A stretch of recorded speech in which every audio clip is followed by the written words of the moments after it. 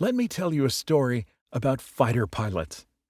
They are the gladiators in aerial combat during wartime. The U.S. Navy trains fighter pilots. The U.S. Marine Corps has fighter pilots.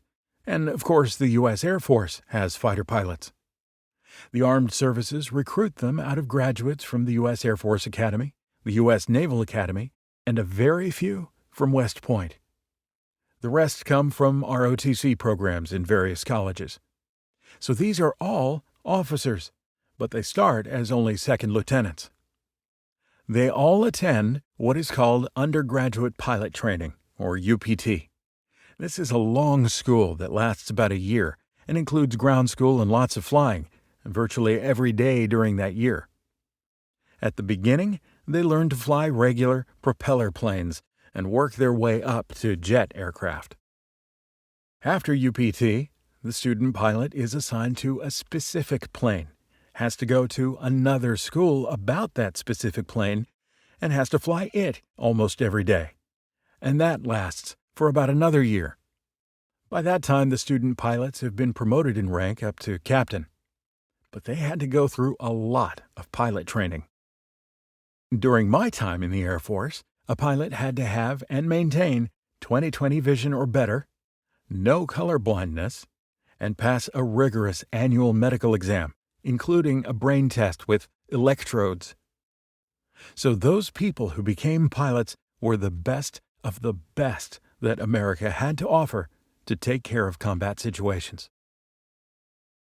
So this is where the story changes to one particular pilot, a Marine Captain, J. Farmer, who became somewhat famous as a Marine helicopter pilot. He's known for adapting the Marine Corps motto of Semper Fidelis to Semper Gumby. You may remember the characters Pokey and Gumby from the Saturday morning cartoons, if you were young enough to watch cartoons from 1957 through 1969. If not, Pokey was an orange pony, and Gumby was something like a green stick of gum. So Marine Captain J. Farmer is credited with adapting the motto from Always Faithful to Always Flexible.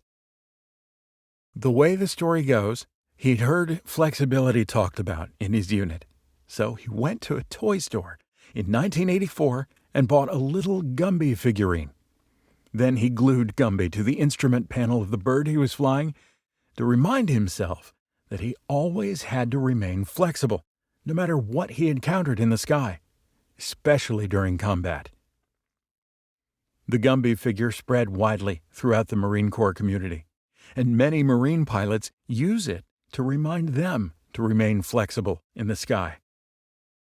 The point of this story is to remind you that in your day-to-day practice, you will encounter many different clients. Some of those clients will have unusual issues, some things you may have never seen before. But you're a professional, so be flexible enough to deal with anything any client ever brings in. Semper Gumby. If you are a tax preparer with continuing education requirements, I invite you to join our tax practice group. As you know, you have a critical need to stay up to date.